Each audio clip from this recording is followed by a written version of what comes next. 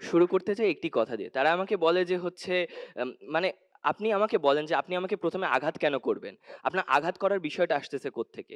সুতরাং আপনাকে আগে বুঝতে হবে যে আপনি মানুষকে আঘাত করবেন কেন? আপনার এই মানসিকতা থেকে আগে বের হতে হবে। সুতরাং আপনাকে আগে নিজেতে সচেতন হতে হবে যে আমি আমার দেশের প্রত্যেকটা নাগরিকের অধিকার নিশ্চিত করব এবং প্রত্যেকটা নাগরিকের অধিকার নিশ্চিতের জন্য আমি কাজ করব। সুতরাং এখানে আঘাত করব কি করব না এই জিনিসটা আগে ইয়েম অ গুরুত্বপূর্ণ। তারপর আপনি বলে যান যে হচ্ছে মানুষ কিভাবে যে আপনার আ সামাজিক যোগাযোগ মাধ্যম দেখে মানুষ হচ্ছে রিঅ্যাক্ট করবে। কিন্তু মানুষ যখন রিঅ্যাক্ট করবে সেই মূল দায়িত্বটা থাকে মানুষের কাছে।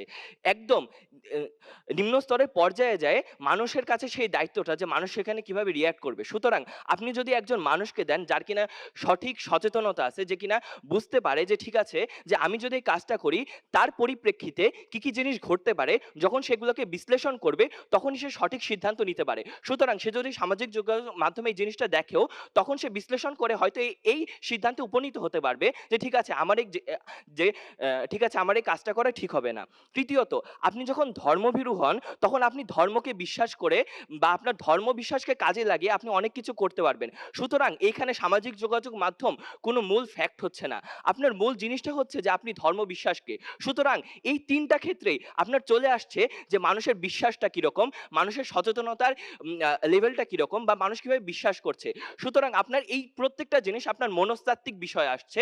আপনি কিভাবে রিঅ্যাক্ট করছেন বা আপনার বস্তুজাগতিক বি ইসে আসছে না। সুতরাং আপনার মনস্তাত্ত্বিক বিষয়গুলোকে যখন আপনি উন্নত করবেন, যখন আপনি চিন্তা করতে শিখবেন, যখন আপনি বিশ্লেষণ করতে শিখবেন, যখন আপনার মানবিক গুণাবলীগুলো আসবে, যখন আপনি বিশ্বাস করবেন যে ঠিক আছে আমার দেশের একটা নাগরিকের উপরও আমি কোনো আঘাত হানতে দিব না। ইভেন ইফ যদি তারা কোনো অন্যায় করে আমি সেখানে আইনের মাধ্যমে যাব। আইনের মাধ্যমে সেখানকার সুরাহা করব। সেই সময়ে মানুষজন বুঝতে পারবে যে ঠিক আছে আমার এই জিনিসটা করা উচিত না, আমার এই জিনিসটা করা যাবে না। কারণ একজন মানুষ, একজন নাগরিক যদি কোনো সাম্প্রদায়িকভাবে কোনো ভুল কাজ করেও থাকে সেইখানে আপনি সেখানে আইন হাতে তুলে নিতে পারেন না। আপনার সেখানে আইন প্রণয়নকারী সংস্থা আছে। আপনি তাদের কাছে যাবেন। সুতরাং একটা মানুষের কাছে যখন একজন নাগরিক হিসেবে সে তার দায়িত্বগুলো সম্পর্কে জানবে, দায়িত্বগুলো পালন করতে পারবে, ঠিক তখন সচেতনতার মাধ্যমে সে বুঝতে শিখবে যে না আমার এখানে এই কাজটি করা যাবে কি করা যাবে না।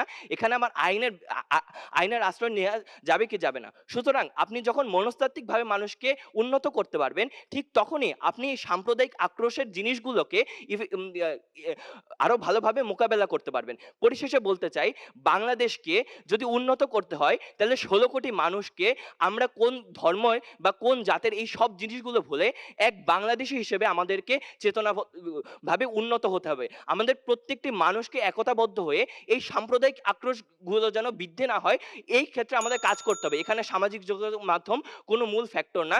ফ্যাক্টর আমি একজন মানুষ হিসেবে কিভাবে আমার দায়িত্বগুলোকে পালন করছি। ধন্যবাদ।